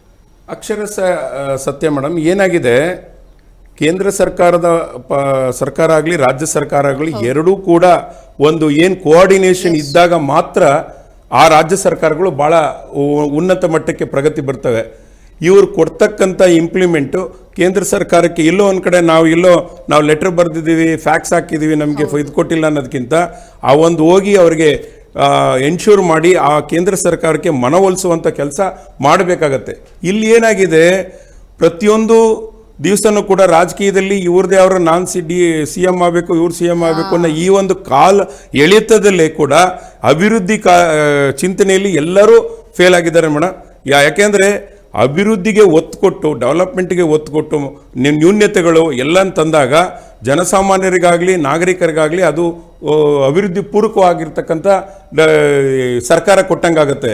ಎಲ್ಲೋ ಒಂದು ಕಡೆ ಫೇಲ್ ಆಗಿದೆ ಸರ್. ಇವರು 3 ವರ್ಷ ಕಂಪ್ಲೀಟ್ ಆಗೋ ಹತ್ರಕ್ಕೆ ಬಂದರೂ ಕೂಡ ಇನ್ನೂ ಈ ಫ್ರೀ ಯೋಜನೆನ ಒಂದು ಕರೆಕ್ಟ್ ಸ್ಥಿತಿಗೆ ತಗೊಂಡೋಗಕ್ಕೆ ಆಗ್ತಾ ಇಲ್ಲ ಇವ್ರಿಗೆ. ಇನ್ನು ಇವರು ಅದರಲ್ಲೂ ಏನು ಬರೀ 5 ಯೋಜನೆಗಳು ಇವ್ರು ಕೊಟ್ಟಂತ ಲಿಸ್ಟ್ ಎಲ್ಲದನ್ನು ಏನು ಪೂರ್ವಕ ಮಾಡಿ ಇಲ್ಲ ಏನು ಮಾತು ಕೊಟ್ಟರು ಅದೇ ರೀತಿ ನಡ್ಕೊಳ್ತಿದ್ದಾರೆ ಅಂತ ಏನು ಸರ್ಕಾರ ಇಲ್ಲ. ಬರೇ ಇವ್ರ ಕಿತ್ತಾಟ ಜಂಜಾಟ, CM ಚೇರ್ ಯಾರಿಗೆ, ಮಿನಿಸ್ಟ್ರಿ ಯಾರಿಗೆ, ಅವ್ರನ್ನೇ ತೆಗಿಯೋಣ ಇವ್ರನ್ನ ತೆಗಿಯೋಣ, ಇದೇ ಆಗೋಗ್ಬಿಟ್ರೆ ಜನರ ಪರಿಸ್ಥಿತಿ ಏನಾಗಬೇಕು ಮೇಡಮ್? ಈಗ ಒಂದು ಅಬ್ಸಲ್ಯೂಟ್ ಮೆಜಾರಿಟಿ ಬಂದು ಸರ್ಕಾರಕ್ಕೆ ಯಾವುದೇ ರೀತಿ ಬೆಳಿಗ್ಗೆ ಅವ್ರಿಗೆ ಬ್ಯಾಲೆನ್ಸ್ ಮಾಡಬೇಕು ಇವ್ರು ಬ್ಯಾಲೆನ್ಸ್ ಮಾಡಬೇಕು ಅನ್ನೋ ಉದ್ದೇಶ ಇಲ್ಲ. ಮೆಜಾರಿಟಿ ಬಂದಿದೆ, ಸಂತೋಷ. ಯಾಕೆಂದರೆ ಆ ಒಂದು ನಿಟ್ಟಿನಲ್ಲಿ ಯಾವ ರೀತಿ ಪೂರಕವಾದಂಥ ಸರ್ಕಾರವನ್ನು ಕೊಡಬೇಕು ಮತ್ತು ಅಭಿವೃದ್ಧಿ ಸರ್ಕಾರವನ್ನು ಕೊಡಬೇಕು ಅದನ್ನು. ಯಾಕೆಂದರೆ ಹಿಂದೆ ಸಿದ್ದರಾಮಯ್ಯನವರು ಕಳೆದ 5 ವರ್ಷಗಳ ಹಿಂದೆ ಕೊಟ್ಟಂಥ ಸರ್ಕಾರ ಈ ಸರಿ 100% ಫೇಲ್ ಆದರು. ಆ ಸರ್ಕಾರ ಅವರು ಕೊಡೋಕ್ಕಾಗಲೇ ಇಲ್ಲ. ಡೆವಲಪ್ಮೆಂಟ್ಗಾಗಲಿ ಕಂಪ್ಲೀಟ್ ಡೆವಲಪ್ಮೆಂಟ್ನ ನಿರ್ಲಕ್ಷಿಸಿದ್ರು ಮೇಡಮ್. ಏನು ಕೆಲವಂತೂ ಗುಂಡಿಗಳು ಬಿದ್ದಾವೆ ಅಂತಂದ್ರೆ ಏನೇನು ಆಗತ್ತೋ ಮೇಡಮ್. ಇವಾಗ ಬೆಂಗಳೂರು ನೋಡೋದ್ ಬಿಡಿ, ನಮ್ಮ ತುಮಕೂರ್ನೇ ನೋಡಕ್ ಆಗ್ತಿಲ್ಲ ಮೇಡಮ್. ತುಮಕೂರು ಒಂದು ಇವಾಗ ನಾರ್ತ್ ಕರ್ನಾಟಕ ಮತ್ತೆ ಏನು ನಮ್ಮ ಈಗ ಮಂಗಳೂರು ಚಿಕ್ಕಮಗಳೂರು ಅವ್ರು ಈ ಸರಿ ಸುಮಾರು 70 ವರ್ಷದಲ್ಲಿ ಆಗದಲ್ಲೇ ಇರ್ತಕ್ಕಂಥ ಮಳೆ ಆಗಿದೆ. ಆ ರಸ್ತೆಗಳು ಇವ್ರು ಯಾವ ರೀತಿ ಮುಂದಿನ ದಿನಗಳಲ್ಲಿ ಅದಕ್ಕೆ ಗುಂಡಿಗೆ ಜಲ್ಲಿ ಹಾಕಿಸ್ತಾರೋ, ಗುಂಡಿ ಮಣ್ಣಲ್ಲಿ ಮುಚ್ಚಿಸ್ತಾರೋ ಗೊತ್ತಿಲ್ಲ ಮೇಡಮ್. ಇನ್ನು ಏನು ಈಗ ಆಗಿರ್ತಕ್ಕಂಥ ಆ ಹಾನಿಗಳನ್ನ, ಮಳೆಯಿಂದ ಆಗಿರ್ತಕ್ಕಂಥ ಹಾನಿಗಳು ಇವ್ರು ಯಾವ ರೀತಿ ಇವರು ಮಾಡ್ತಾರೋ ಗೊತ್ತಿಲ್ಲ ಮೇಡಮ್. ಮತ್ತೆ ಇನ್ನೊಂದು ವಿಚಾರ ಸರ್, ಇಷ್ಟೊಂದು ಎಲ್ಲ ಸಮಸ್ಯೆಗಳಿಟ್ಕೊಂಡು ನಮ್ಮ DCM ಬೆಂಗಳೂರನ್ನ ಡೆವಲಪ್ ಮಾಡ್ತೀನಿ ಇನ್ನ ಅದ್ಭುತ ಇದೇ ಆಗ್ತಿದೆ ಹೊರತು ಯಾವುದು ಕಾರ್ಯರೂಪಕ್ಕೆ ಬಂದಿದ್ದು ಪ್ರಾಕ್ಟಿಕಲಿ ನಾವೇನು ಕಾಣ್ತಾನೆ ಇಲ್ಲ ಸರ್. ಮೇಡಮ್, ಬೆಂಗಳೂರು ಡೆವಲಪ್ಮೆಂಟ್ ಬಗ್ಗೆ ಯಾವ ರಾಜಕಾರಣಿಗಳು ಚಿಂತನೆ ಮಾಡಿಲ್ಲ ಮೇಡಮ್. ಯಾಕೆ ಅಂತಂದರೆ ಇವತ್ತು ಬೆಳೀತಾ ಇರ್ತಕ್ಕಂಥ ಬೆಂಗಳೂರು ವೇಗ ಮತ್ತು ಬೆಂಗಳೂರಿಗೆ ಬರ್ತಾ ಇರ್ತಕ್ಕಂಥ ಏನು ವಾಹನಗಳು ಏನಾದರೂ ಮುಂದಿನ ದಿನಗಳಲ್ಲಿ ಚೈನಾ ಮಾದರಿಯಲ್ಲಿ ಡಬಲ್ ಫ್ಲೈಓವರು, ಟ್ರಿಬಲ್ ಫ್ಲೈಓವರ್ ಇಟ್ಕೊಂಡು ಕೆಲಸ ಮಾಡಿ ಯಾರೇ ಆಗಲಿ 1 ವರ್ಷಕ್ಕೆ 50,000 1 ಲಕ್ಷ ಕೋಟಿ ಬೆಂಗಳೂರು ಅಭಿವೃದ್ಧಿಗೆ ಏನಾದರೂ ಹಾಕಿದ್ರೆ ಇನ್ನು 10 ವರ್ಷಗಳಲ್ಲಿ ಬೆಂಗಳೂರು ಜನರು ಓಡಾಡ್ಬೋದು ಅನ್ನೋ ಒಂದು ಲೆಕ್ಕಾಚಾರಕ್ಕಾಗತ್ತೆ ಮೇಡಮ್. ನಾನು ಇರ್ರೆಸ್ಪೆಕ್ಟಿವ್ ಆಗಿ ನಮ್ಮ ಪಕ್ಷ ಆಗಲಿ ಅಥವಾ ಕಾಂಗ್ರೆಸ್ ಪಕ್ಷ ಅಂತ ನಾನು ಹೇಳ್ತಾ ಇಲ್ಲ. ಮುಂದಿನ ದಿನಗಳಲ್ಲಿ ಯಾರೇ ಅಧಿಕಾರಕ್ಕೆ ಬಂದರೂ ಆ ಡೆವಲಪ್ಮೆಂಟ್, ಆಮೇಲೆ ಅವರ ಮಿನಿಸ್ಟ್ರದು ಬಿಲ್ಡಿಂಗ್ ಹೋಯ್ತು, ಈ ಬಿಲ್ಡಿಂಗ್ ಹೋಯ್ತು ಅಂತ ಏನಿಲ್ಲ ಮೇಡಮ್. ಎಲ್ಲ ಒಂದು ಟೆರಿಟೋರಿ ಅಂದರೆ 3-4 ಲಿಫ್ಟ್ ಟೈಪ್ ಹಾಕಿ ಇದನ್ನ ಫ್ಲೈಓವರ್ಸ್ ಹಾಕಿ ಮತ್ತೆ ಅಂಡರ್ ಪಾಸು ಅಂಡರ್ಗ್ರೌಂಡ್ ಎಲ್ಲವನ್ನು ಮಾಡಿದ್ರೆ, ಡೆವಲಪ್ಮೆಂಟ್ ಏನಾದರೂ ಮಾಡಿದ್ರೆ ಬೆಂಗಳೂರಿನ ನಾವು ಯಾಕೆಂದ್ರೆ ಕೆಲವು ರೆವಿನ್ಯೂ ಪ್ಯಾಕೇಜ್ಗಳಲ್ಲಿ ಪ್ಲಾನೇ ಇಲ್ಲ ಮೇಡಮ್. ಎಲ್ಲ ಇನ್ನೂ 30 ಅಡಿ 40 ಅಡಿ ರಸ್ತೆಗಳು. ಸರ್, ಇವಾಗ ಬಂದಿರೋ 1-2 ಮಳೆಗಳಲ್ಲೇ ನೋಡ್ಲಿಲ್ವಾ ನಾವು ಬೆಂಗಳೂರ ವ್ಯವಸ್ಥೆ ಏನಾಗಿತ್ತು, ಜನ ಏನೆಲ್ಲಾ ಪರತಾಡಿದ್ರು ಅನ್ನೋದು ಎಕ್ಸಾಂಪಲ್ ಕಾಣ್ತಾ ಇದೆ. ಇದನ್ನ ಒಂದು ಎಚ್ಚರಿಕೆ ಗಂಟೆಯಾಗಿ ತಗೊಂಡು ಸರ್ಕಾರ ಏನಾದ್ರೂ ಮೆಜರ್ಸ್ ತಗೊಂಡ್ರೆ ನಾವು ಒಂದಷ್ಟು ಬದಲಾವಣೆಗಳನ್ನ ನೋಡ್ಬೋದು. ಇಲ್ಲ ಅಂದ್ರೆ ತುಂಬಾ ಅವ್ಯವಸ್ಥೆ ಆಗೋಗುತ್ತೆ. ಮತ್ತೆ ಹೊರಗಡೆಯಿಂದ ಏನು ನಮ್ಮ ಬೆಂಗಳೂರಿಗೆ ಬಂದು ಒಂದಷ್ಟು ಇಂಡಸ್ಟ್ರೀಸ್ ಇರ್ಬೋದು, ಏನೇ ಡೆವಲಪ್ಮೆಂಟ್ ವಿಚಾರದಲ್ಲಿ ಮತ್ತೆ ಇನ್ವೆಸ್ಟ್ಮೆಂಟ್ ಅನ್ನೋ ವಿಚಾರ ಬಂದಾಗ ಖಂಡಿತವಾಗ್ಲೂ ಇಂಜರಿಯೋದು ಸಹಜ. 100% ಮೇಡಮ್. ನಮಗೆ ಇವತ್ತು ನಾವು ತುಮಕೂರಲ್ಲಿದ್ದು ಬೆಂಗಳೂರಿಗೆ ಹೋಗ್ಬೇಕಾದ್ರೆ ಬಹಳ ಬೇಜಾರಾಗುತ್ತೆ. ಯಾಕಂದ್ರೆ ಎಲ್ಲೋ ಒಂದ್ ಕಡೆ ಜಯನಗರ ರೀಚ್ ಮಾಡ್ಬೇಕಾದ್ರೆ ತುಮಕೂರಿಂದ ಜಯನಗರ 4 ಅವರ್ ತಗೊಳ್ತಾ ಇದೆ ಮೇಡಮ್. ಟ್ರಾಫಿಕ್, ಅಷ್ಟು ಟ್ರಾಫಿಕ್ ಇದೆ. ಈ ವ್ಯವಸ್ಥೆ ಎಲ್ಲಿಗೋಗಿ ಮುಟ್ಟುತ್ತೆ? ಯಾಕಂದ್ರೆ ಎಲ್ಲ ಮೈಗ್ರೇಟ್, ಸಾಕಷ್ಟು ಜನ ಮೈಗ್ರೇಟ್ ಬೆಂಗಳೂರಿಗೆ ಆಗ್ತಾ ಇದ್ದಾರೆ. ಆಗಿದ್ದ ನಿಟ್ಟಿನಲ್ಲಿ ಯಾವ ರೀತಿ ಬೆಂಗಳೂರನ್ನ ಇವ್ರು ಸರಿಪಡಿಸ್ತಾರೋ ಅದ್ರ ಬಗ್ಗೆ ಒಬ್ರಿಗೂ ಚಿಂತನೆ ಇಲ್ಲ ಮೇಡಮ್. ಎಲ್ಲೋ ಒಂದ್ ಕಡೆ ಆ ಟ್ರಾಫಿಕ್ ಕಂಟ್ರೋಲ್ ಮಾಡೋಕ್ಕೆ 5,000 ಕೋಟಿ ಆಗುತ್ತೆ, 6,000 ಕೋಟಿ ಏನೂ ಆಗಲ್ಲ ಮೇಡಮ್. ಆ ಮಟ್ಟದಲ್ಲಿ ಮಾಡಿದ್ರೇನಿಲ್ಲ.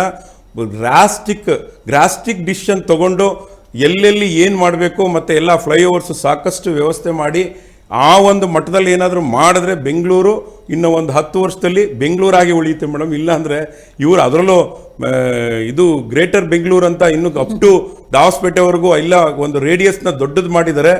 ಆ ವಿಗರಸ್ ಬೆಳಿಬೇಕಾದ್ರೆ ಇವರು ಪ್ಲಾನ್ ಮೊದಲು ಒಂದು ಏನು ಮಾಸ್ಟರ್ ಪ್ಲಾನ್ ಮಾಡಿಕೊಂಡು ರಸ್ತೆಗಳ ವೈಡನ್ ಮಾಡಿಕೊಂಡು ಮತ್ತೆ ಟ್ರೈನು ಎಲ್ಲ ವ್ಯವಸ್ಥೆಗಳು ಮಾಡಿಕೊಂಡು ಗ್ರೇಟರ್ ಬೆಂಗಳೂರನ್ನ ಅನೌನ್ಸ್ ಮಾಡಿದ್ರೆ ಅನುಕೂಲ ಆಗುತ್ತೆ ಮೇಡಮ್. ಇಲ್ಲಾಂದರೆ ಅನ್ಪ್ಲಾನ್ಡ್ ಆಗಿ ಎಲ್ಲ ಹಳ್ಳಿಗಳು ಬೆಳೀತಾ ಇರುತ್ತೆ. ಆ ಬೆಳೆದಿದ್ದ ಜೊತೆಗೆ ಇವರು ಇನ್ಫ್ರಾಸ್ಟ್ರಕ್ಚರ್ ಕೊಡೋಕ್ಕಾಗ್ದಲೆ ಮತ್ತೆ ರಸ್ತೆ ಆಗಿರ್ಬೋದು, ಎಲೆಕ್ಟ್ರಿಸಿಟಿ ಆಗಿರ್ಬೋದು, ಪರ್ಯಾಯ ವ್ಯವಸ್ಥೆಗಳು ಕೊಡೋಕ್ಕಾಗದೇ ಇದ್ದಾಗ ಒಂದಿನ ಏನಾಗುತ್ತೋ ಗೊತ್ತಿಲ್ಲ ಮೇಡಮ್ ಬೆಂಗಳೂರು. ಮತ್ತೆ ಇನ್ನೊಂದು ವಿಚಾರ ಸರ್, ನಾವು ಇವತ್ತೇನು ಡಿಸ್ಕಷನ್ ಮಾಡ್ತಾ ಇದ್ದೀವಿ, ಈ ವಿಚಾರದಲ್ಲಿ ರಿಯಲ್ ಎಸ್ಟೇಟ್ಗೆ ಎಷ್ಟು ರೀತಿಲಿ ಹೊಡ್ತಾ ಬಿಡ್ಬೋದು ಮೇಡಮ್? ಈಗಾಗಲೇ ಎಷ್ಟು ಪರ್ಸೆಂಟೇಜ್ ಆಫ್ ಸಣ್ಣ ಪುಟ್ಟ ಡೆವಲಪರ್ಗಳು ಅವರು ಮನೇಲಿ ಕೂತ್ಕೊಂಡ್ಬಿಟ್ಟಿದ್ದಾರೆ ಮೇಡಮ್. ಬಡ್ಡಿ ತಂದಂಥ ಹಣವನ್ನು ರೀಪೇಮೆಂಟ್ ಮಾಡೋಕ್ಕಾಗಿಲ್ಲ. ಏಕೆಂದರೆ ವ್ಯವಸ್ಥೆಗಳು ದಿನಕ್ಕೆ ಟೈಟ್ ಆಗ್ತಾ ಇದೆ. ಮೊದಲು ಬೆಂಗಳೂರಿನಲ್ಲಿ ಸಾಕಷ್ಟು ರೆವಿನ್ಯೂ ಸೈಟ್ಗಳು ಮಾಡ್ತಾಯಿದ್ರು. ಈಗಾಗಲೇ ರೆವಿನ್ಯೂ ಸೈಟು ನಿಂತು 1 ವರ್ಷಕ್ಕೆ ಬಂತು. ಅದು ಸ್ವಾಗತನೂ ಹೌದು. ಮತ್ತು ಕೆಲವರಿಗೆ ಏನು ಮಧ್ಯಮ ವರ್ಗದವರಿಗೆ ಬೇರೆ ಸೈಟ್ಗಳು ಕೊಡೋಕ್ಕಾಗಲ್ಲ ಮೇಡಮ್. ಅದಕ್ಕೆ ಒಂದು ಪರ್ಯಾಯ ವ್ಯವಸ್ಥೆಯನ್ನ ಅದನ್ನು ಕೂಡ ಮಾಡಬೇಕು. ಏನು ಮಧ್ಯಮ ವರ್ಗದವರಿಗೆ ಗಾರ್ಮೆಂಟ್ ಫ್ಯಾಕ್ಟ್ರಿಯಲ್ಲಿ ಇರ್ಬೋದು, ಮತ್ತೆ ಇನ್ನ ಎಲ್ಲೋ ಒಂದು ಫ್ಯಾಕ್ಟ್ರಿಲಿ ಎಂಪ್ಲಾಯ್ ಆಗಿರ್ಬೋದು, ಸೆಕ್ಯೂರಿಟಿ ಗಾರ್ಡ್ ಆಗಿರ್ಬೋದು, ಇವರಿಗೆಲ್ಲ ಒಂದು 15-20 ಸಾವಿರ ಸಂಬಳ ತಗೊಳ್ಳೋರು ಅವ್ರು ಯಾವ ರೀತಿ ಮರೀಚಿಕೆ ಆಗಬೇಕು. ಆಮೇಲೆ ಎಲ್ಲೋ ಒಂದು ಕಡೆ ರಾಜೀವ್ ಗಾಂಧಿ ಹೌಸಿಂಗ್ ಸೊಸೈಟಿ, ಇನ್ನೊಂದು ಸೊಸೈಟಿ ಅಂತ ಇಲ್ಲೋ 1,000 ಮನೆ 1,500 ಮನೆ ಕಟ್ಟಿರ್ತಾರೆ. ಅದನ್ನು ಕೂಡ ಅಲಾಟ್ಮೆಂಟ್ ಕೂಡ ಆ ಒಂದು ಕ್ಷೇತ್ರದ MLA ಆಗಿರ್ಬೋದು ಮತ್ತು ವಸತಿ ಸಚಿವರಾಗಿರ್ಬೋದು ಎಲ್ಲ ಮೊದಲೇ ಪ್ರೀ ಬುಕ್ಕಿಂಗ್ ಆಗಿರುತ್ತೆ. ಸುಮ್ಮನೆ ನೋಡಕ್ ಮಾತ್ರ ಸರ್ಕಾರದಲ್ಲಿ ನಾವು ಇಷ್ಟು 1,000 ಮನೆ ಕೊಟ್ಟು 5,000 ಮನೆ ಕೊಟ್ಟು ಇವೆಲ್ಲ ಮನೆ ಕೊಟ್ಟು ಅಂತ ಹೇಳೋದು ಆಲ್ರೆಡಿ ಎಲ್ಲ ಬುಕ್ಕಿಂಗ್ ಆಗಿರುತ್ತೆ. ಯಾವುದೇ ರೀತಿ ಪಾಪ ಅವರ ಅಪ್ಲಿಕೇಶನ್ ಕೂಡ ಸಿಕ್ಕಲ್ಲ ಮೇಡಮ್. ಕಳಸಂತಿಲ್ಲ 10,000 ಕೊಟ್ಟರು ಅಪ್ಲಿಕೇಶನ್ ಸಿಕ್ಕಲ್ಲ. ಇನ್ಫ್ಲೂಯೆನ್ಸ್ ಇರೋರು ತಗೊಳ್ತಾರೆ. ಇವಾಗ ಎಲ್ಲೋ ಒಂದ್ ಕಡೆ ಹಳ್ಳಿಯಿಂದ ಮೈಗ್ರೇಟ್ ಆಗಿ ಗಂಡ ಹೆಂಡತಿ ಇಬ್ರು 20,000 25,000 ರೂಪಾಯಿ ಸಂಬಳ ತಗೊಂಡು ದುಡಿತಾ ಇರ್ತಾರೆ. ಅವರು ಒಂದು ಏನೋ ರೆವಿನ್ಯೂ ಸೈಟ್, ಅರ್ಧ ಸೈಟು 20-30 ಸೈಟು, ಒಂದು 6 ಲಕ್ಷ 7 ಲಕ್ಷ, ಒಂದು 25-30 ಕಿಲೋಮೀಟರ್ ರೇಡಿಯಸ್ ದುಡ್ಡು ಹೋಗಿ ಅವರು ಡೆವಲಪ್ ಮಾಡಿರ್ತಾರೆ. ಅದನ್ನ ತಗೊಂಡು ಏನೋ ಮನೆ ಕಟ್ಕೊಳ್ತಾ ಇದ್ರು. ಇವತ್ತು ಮುಂದೆ ಈ ಸರ್ಕಾರ ಪರ್ಯಾಯ ವ್ಯವಸ್ಥೆ ಮಾಡಿ ಅದನ್ನ ನಿಲ್ಲಿಸಬೇಕಾಯ್ತು. ನಿಲ್ಸಿದ್ಕೆ ನಂದು ವಿರೋಧ ಇಲ್ಲ ಮೇಡಮ್. ನಿಲ್ಲಿಸಬೇಕಾದ್ರೆ ಇದಕ್ಕೆ ಏನ್ ಪರ್ಯಾಯವಾಗಿ ಮಾಡಬೇಕು, ಮತ್ತೆ ಇಂಥ ಒಂದು ಮಿಡಲ್ ಕ್ಲಾಸ್ಗಳಿಗೆ ನಾವು ಏನು ಕೊಡಬೇಕು, ಮತ್ತೆ ಬಡವರಿಗೆ ಏನು ಕೊಡಬೇಕು, ಇವೆಲ್ಲವನ್ನು ಕೊಟ್ಟು ಮತ್ತೆ ನಮ್ಮ ರಿಕ್ವೈರ್ಮೆಂಟ್ ಎಷ್ಟು 1,000 ಸೈಟು, ಎಷ್ಟು ಲಕ್ಷ ಸೈಟ್ ರಿಕ್ವೈರ್ಮೆಂಟ್ ಇದೆ, ನಾವು ಏನು ಆದ್ಯತೆ ಕೊಡಬೇಕು. ಮತ್ತು ಇವೆಲ್ಲದೂ ಕೂಡ ಇನ್ನೊಂದು ಏನಾಗಿದೆ ಅಂದರೆ ನಮ್ಮ ಇಂಡಿಯಾದಲ್ಲಿ ಒಂದು ಸಮಸ್ಯೆ ಏನಂದರೆ ಜನಸಂಖ್ಯಾ ಸ್ಫೋಟ. ನಾವು ಅನ್ಕೊಂಡಿರೋದು ಚೈನಾನ ಬೀಟ್ ಮಾಡಿದ್ವಿ, ನಾವು ಅನ್ಕೊಂಡಿರ್ತಕ್ಕಂಥ ಇದಕ್ಕೆ ಜನಸಂಖ್ಯೆ ಜಾಸ್ತಿ ಆಗ್ತಾ ಇದೆ. ಈ ಜನಸಂಖ್ಯೆಗೆ ನೀರಿನ ವ್ಯವಸ್ಥೆ ಆಗಲಿ, ಮತ್ತೆ ನಮ್ಮ ವಸತಿ ವ್ಯವಸ್ಥೆ ಆಗಲಿ, ಕುಡಿಯೋ ನೀರಿನ, ಮತ್ತೆ ಈಗ ಎಲ್ಲಾನು ಕೂಡ ಎಲ್ಲ ಒಂದು ಕ್ವಶನ್ ಮಾರ್ಕ್ ಆಗಿದೆ ಮೇಡಮ್. ಬೆಳೀತಾ ಇರೋಂಥ ವೇಗದಲ್ಲಿ ಇವೆಲ್ಲನೂ ಕೂಡ ಮುಂದೆ ಬರ್ತಕ್ಕಂಥ ರಾಜಕಾರಣಿಗಳು ಪ್ರತಿಯೊಂದು ವಿಷಯನೂ ಕೂಡ ಸಮತಟ್ಟವಾಗಿ ಯೋಚನೆ ಮಾಡಿ ಬೆಂಗಳೂರಿನ ಈ ರೀತಿ ರ್ಯಾಪಿಡ್ ಆಗಿ ಡೆವಲಪ್ಮೆಂಟ್ ಆಗ್ತಾ ಇರ್ತಕ್ಕಂಥ ವಿಚಾರದಲ್ಲಿ ಯಾವ ರೀತಿ ರಸ್ತೆ ಡೆವಲಪ್ ಮಾಡಬೇಕು ಇದನ್ನು, ಯಾಕೆಂದರೆ ಚೈನಾ ಆಗಲಿ ಮತ್ತು ಮುಂದುವರೆದಂಥ ಸಿಂಗಪುರ ಆಗಲಿ ಅಂಥ ಕಂಟ್ರಿ ಇಂಜಿನಿಯರ್ಸ್ನ, ಆರ್ಕಿಟೆಕ್ಟ್ನ ಕರೆತಂದು ಇದಕ್ಕೆ ಇನ್ನೂ ಒಳ್ಳೊಳ್ಳೆ ಏಜೆನ್ಸಿಗಳಿದ್ದಾವೆ ಮೇಡಮ್. ಇಂಥ ಏಜೆನ್ಸಿಗಳು ತಂದು ಇವರು ಯಾವ ರೀತಿ ಡೆವಲಪ್ಮೆಂಟ್ ಮಾಡಬೇಕು, ಆ ಡೆವಲಪ್ಮೆಂಟ್ ನಮ್ಮಲ್ಲೂ ಪ್ರಜ್ಞಾವಂತರಿದ್ದಾರೆ. ನಮ್ಮಲ್ಲಿರ್ತಕ್ಕಂಥ ಪ್ರಜ್ಞಾವಂತರು ಬೇರೆ ದೇಶಕ್ಕೆ ಹೋಗಿದ್ದಾರೆ, ಯಾಕೆಂದ್ರೆ ನಾವು ಅಲ್ಲಿ ಆ ಮಟ್ಟಕ್ಕೆ ಸಂಬಳ ಕೊಟ್ಟಿಲ್ಲ. ಅವ್ರನ್ನೇ ಎಲ್ಲಾನು ಕರೆತಂದು ಈ ಬೆಂಗಳೂರನ್ನ ಯಾವ ರೀತಿ ಡೆವಲಪ್ ಮಾಡಬೇಕು ಅನ್ನೋ ಒಂದು ಚಿಂತನೆ ಮಾಡಿದಾಗ ಸರ್ವಾಂಗೀಣವಾಗಿ ಅಭಿವೃದ್ಧಿ ಆಗ್ಬೋದು ಮೇಡಮ್. ಇದನ್ನ ಕಂಪ್ಲೀಟು ಏನು ಎಲೆಕ್ಟೆಡ್ ಬಾಡೀಸ್ ಏನಿರ್ತಾರೆ madam, irrespective all parties leaders ಇದನ್ನು ಯೋಚನೆ ಮಾಡಿ ಇದನ್ನು ಬೆಳೆಸುವಂಥ ವ್ಯವಸ್ಥೆ ಆಗಬೇಕು. ಸರ್, ಇನ್ನೊಂದು ವಿಚಾರ, ಇವಾಗ 1% ಇನ್ಕ್ರೀಸಲ್ಲಿ ಸರ್ಕಾರಕ್ಕೆ ಎಷ್ಟು ಈ ಅಮೌಂಟ್ ಮೀನ್ಸ್ ಟ್ಯಾಕ್ಸ್ ವಿಚಾರದಲ್ಲಿ ಒಂದು ವರ್ಷಕ್ಕೆ ಇನ್ಕ್ರೀಸ್ ಆಗುತ್ತೆ ಮೇಡಮ್?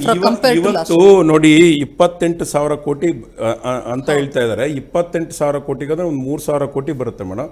ನೆಕ್ಸ್ಟ್ ಇಯರು ಇವರು ಮತ್ತೆ ಇದನ್ನ ಗೌರ್ಮೆಂಟ್ ವ್ಯಾಲ್ಯೂ ಇದನ್ನ ರೈಸ್ ಮಾಡ್ತಾರೆ ಮೇಡಮ್. ಈಗ ನೋಡಕ್ ಮಾತ್ರ ಇದು ಬೇಡ ಅಂತ ಅದನ್ನು ತಿರ್ಗಾ ರೈಸ್ ಮಾಡಿ ಒಂದು 35,000 ಕೋಟಿ ನೆಕ್ಸ್ಟ್ ಫೈನಾನ್ಷಿಯಲ್ ಇಯರ್ಗೆ ತರ್ತಾರೆ ಮೇಡಮ್. ಅವತ್ತು ಕಮ್ಮಿ ಅಂದ್ರೂ 5,000 ಕೋಟಿ 1% ಡಿಫ್ರೆನ್ಸ್ ಆಗುತ್ತೆ. ಏಪ್ರಿಲ್ ವರೆಗೂ ಕಂಟಿನ್ಯೂ ಆಗ್ಬೇಕಾದ್ರೆ ಏಪ್ರಿಲ್ ಅಷ್ಟರಲ್ಲಿ ತಿರ್ಗಾ ಮಾರ್ಕೆಟ್ ದರವನ್ನ ತಿರ್ಗಾ ರೈಸ್ ಮಾಡ್ತಾರೆ ಮೇಡಮ್. ಏನು ನಮ್ಮಲ್ಲಿ ಬುಕ್ ರೇಟ್ ಇರುತ್ತೆ ಅದನ್ನ ತಿರ್ಗಾ ಮತ್ತೆ ರೈಸ್ ಮಾಡ್ತಾರೆ ಮೇಡಮ್. ಇದ್ರ ಬಗ್ಗೆ ನೀವು ಕೊನೆಯದಾಗಿ ಏನು ಹೇಳಕ್ ಇಷ್ಟಪಡಿ, ಈ ಸರ್ಕಾರದ ನಿಲುವು ಬಗ್ಗೆ ಮತ್ತೆ ಸರ್ಕಾರ ಎಲ್ಲಾ ವಿಚಾರದಲ್ಲೂ ಸರ್ ಆರ್ಥಿಕ ವ್ಯವಸ್ಥೆಯಲ್ಲಿ ನಡ್ಕೊಳ್ತಿರೋ ರೀತಿ ಬಗ್ಗೆ ನೀವು ಏನು ಹೇಳಲಿಕ್ಕೆ ಇಷ್ಟ? ಮೇಡಮ್, ಉಸಿರು ಕಟ್ಟಿದ ವಾತಾವರಣ ಆಗಿದೆ ಮೇಡಮ್. ಪ್ರತಿಯೊಂದು ಇಲಾಖೆಯು ಕೂಡ ರಿಯಲ್ ಎಸ್ಟೇಟ್ ಒಂದೇ ಅಲ್ಲ ಮೇಡಮ್, RTO ಆಗಿರ್ಬೋದು, ಮತ್ತೆ ಎಕ್ಸೈಸ್ ಆಗಿರ್ಬೋದು, ಗಣಿ ಆಗಿರ್ಬೋದು, ಎಲ್ಲವೂ ಕೂಡ ಮೇಡಮ್ ಯಾವುದ್ರಲ್ಲೂ ಬಿಟ್ಟಿಲ್ಲ ಸರ್ಕಾರ ಒಂದು ಯೋಚನೆ ಮಾಡ್ತಾ ಇದೆ. ಯಾರು ದುಡ್ಡಾಡುತ್ತೋ ಆ ದುಡ್ಡಾಡನ್ನ ಕತ್ತಿಸಿಕಿದ್ರೆ ದುಡ್ಡು ಬರುತ್ತೆ ಅನ್ನೋ ಒಂದು ನಿಟ್ಟಿನಲ್ಲಿ ತಗೊಂಡ್ಬಿಟ್ಟಿದ್ರೆ. ಎಲ್ಲಿ ಈಗ ಎಸೆನ್ಷಿಯಲ್ ಥಿಂಗ್ ಎಲ್ಲಾನು ಅವ್ರು ಮಾಡಲೇಬೇಕು ಕಂಪನಿಗಳು. ಸರ್ಕಾರ ಈ ಕತ್ತು ಇಸ್ಕೋ ಕೆಲಸದಿಂದ ಹೊರಗಡೆ ಹೌದು ಬರ್ಬೇಕು. ಆಮೇಲೆ ಯೂಸರ್ ಫ್ರೆಂಡ್ಲಿ, ಅವರ ಒಬ್ಬ ಸ್ನೇಹಿತನ ತರ, ಒಬ್ಬ ಬಿಸ್ನೆಸ್ ಮೆನ್ ಆಗ್ಲಿ, ಒಬ್ಬ ಇಂಡಸ್ಟ್ರಿಯಲಿಸ್ಟ್ ಆಗ್ಲಿ, ಅವರೊಬ್ಬ ಫ್ರೆಂಡ್ ಅಂತ ನಾವು ರೀತಿಯಲ್ಲಿ ನೋಡಿದಾಗ ಮಾತ್ರ ಸರ್ಕಾರಗಳು ಅವ್ರದೇ ಆದಂತ ನಿಟ್ಟಿನಲ್ಲಿ ನಡೀತಾವೆ ಮೇಡಮ್. ಸರ್, ಕೊನೆಯದಾಗಿ ಒಬ್ಬ ಜನಸಾಮಾನ್ಯ ಒಂದು ಆಸ್ತಿ ಖರೀದಿಸಿ ರಿಜಿಸ್ಟರ್ಗೆ ಮುಂದಾಗೋದವ್ರಿಗೆ ಈ ವಿಚಾರದಲ್ಲಿ ನೀವೇನು ಸಲಹೆ ಕೊಡ್ತೀರಾ ಮೇಡಮ್? ಇವತ್ತು ನೋಡಿ, ಒಂದು ಬೆಂಗಳೂರಿನಲ್ಲಿ ಒಂದು 40 ಲಕ್ಷ ರೂಪಾಯಿ ಅಪಾರ್ಟ್ಮೆಂಟ್ ತೊಗೊಂಡ್ರು 40,000 ರೂಪಾಯಿ ಅವರಿಗೆ ಜಾಸ್ತಿ ಬೀಳ್ತು ಮೇಡಮ್. ಒಂದೇ ಒಂದು ಸಣ್ಣ ಎಕ್ಸಾಂಪಲ್, ಒಂದು 40 ಲಕ್ಷ ರೂಪಾಯಿ ಇದು ತೊಗೊಂಡ್ರೆ ಅವನಿಗೆ 40,000 ರೂಪಾಯಿ, ಅದು ದೊಡ್ಡ ಹೊರೆ ಮೇಡಮ್. ಎಲ್ಲೋ ಒಂದು ಕಡೆ ಮನೆ ತಿಂಗಳು ಸಂಬಳ ಸರ್, ಕೆಲವು ಅದು ಆಗಿರಲ್ಲ ಮೇಡಮ್. ಅವರು ಸಾಲ ತಗೊಂಡು ಆ ಬಡ್ಡಿ ಕಟ್ಟಬೇಕಾಗಿರುತ್ತೆ. ಅವನು ಹೆಂಗಾಗಿರುತ್ತೆ ಅಂದ್ರೆ ಎಲ್ಲ ಪ್ಯಾಕ್ ಮಾಡಿರ್ತಾನೆ. ಅಟ್ಲೀಸ್ಟ್ ಇವರು ಮಾಡಿದ್ದು ಆದರೂ ನೆಕ್ಸ್ಟ್ ಏಪ್ರಿಲ್ವರೆಗೂ ಅವಕಾಶ ಕೊಟ್ಟಿದ್ರೆ ಇನ್ನೊಂದಷ್ಟು ಎಲ್ಲ ಮಾಡ್ಕೊಳ್ಳೋರು ನಮ್ಗೆ ಜಾಸ್ತಿ ಆಗತ್ತೆ ಅಂತ ಹೇಳ್ಬಿಟ್ಟು ರಿಜಿಸ್ಟರ್ ಏಕಾಏಕಿ ಎಲ್ಲ ಸರ್ಕಾರದ ಹೇಳಿ ಮಧ್ಯರಾತ್ರಿ ಅವರು ಕೊಟ್ಟು ಇದನ್ನ ನಿಲ್ಲಿಸಿ ಅಂತ ಹೇಳಿ ಸಡನ್ ಆಗಿ 2 ದಿನ ಕಂಪ್ಯೂಟರ್ ಸ್ಟಾಪ್ ಆಯಿತು. ಆಮೇಲೆ ಅದನ್ನ ಸಾಫ್ಟ್ವೇರ್ ಅಪ್ಲೋಡ್ ಮಾಡಿದ್ರು. ಇವತ್ತು ನಿನ್ನೆಯಿಂದ ರಿಜಿಸ್ಟ್ರೇಷನ್ ಇಂಪ್ಲಿಮೆಂಟ್ ಆಗಿದೆ. ಇದು ಎಷ್ಟು ಸರಿ? ಯಾಕೆಂದ್ರೆ ಇವ್ರು ಏನಾದರೂ ಮನಗೊಂಡು ಡೆವಲಪ್ಮೆಂಟ್ಗೆ ಇದನ್ನ ಆದ್ಯತೆ ಕೊಟ್ಟಿದ್ರೆ ಇವ್ಯಾವುದಕ್ಕೂ ಕೈ ಹಾಕ್ಬೇಕಾಗಿಲ್ಲ ಮೇಡಮ್. 50,000 ಕೋಟಿ ಇವರು ಡೆವಲಪ್ಮೆಂಟ್ಗೆ ಕೊಟ್ಟಿದ್ರೆ ಅಲ್ಲೇ GST ರೂಪದಲ್ಲಿ ಬರ್ತಿತ್ತು. ಅದು ಮತ್ತೆ ಟರ್ನ್ ಓವರ್ ಆಗ್ತಿತ್ತು ಮೇಡಮ್, ಇನ್ಕ್ರೀಸ್ ಆಗ್ತಾ ಇತ್ತು. ಆ ಟರ್ನ್ ಓವರ್ ಬಗ್ಗೆ ಇನ್ನೂ ಹೆಚ್ಚಿಂದ ಆಗ್ತಾ ಇತ್ತು. GST ಇವರಿಗೆ ಅಕ್ಯುಮುಲೇಟ್ ಆಗೋದು.